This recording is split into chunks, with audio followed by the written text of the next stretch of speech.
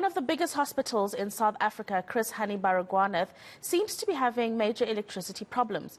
The hospital had to rely on all its generators over the weekend before power was restored on Monday. The hospital now says that the constant interruption of electricity supply is playing havoc with the hospital's internal power management systems. eNCA's Heidi Giokos has those details.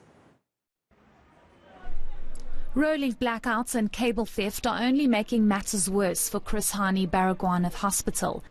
The constant tripping of electricity at the hospital is now causing internal system issues, which saw all 16 of its generators kicking in over the weekend.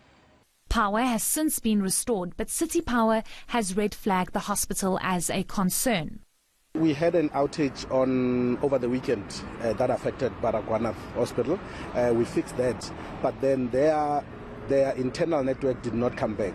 So we isolated them so that they can fix whatever the problem were with their network, and so that we can be able to restore them after that. They did that last night, and we managed to restore Baragwanath.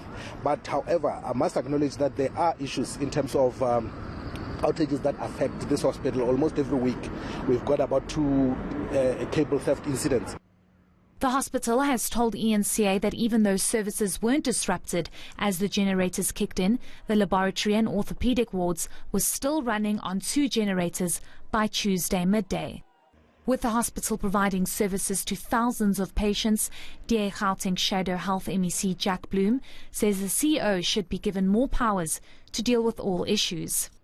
The excuses, cable theft, etc. But frankly, if you're a doctor or nurse or patient at the hospital, you don't want excuses. It just has to work.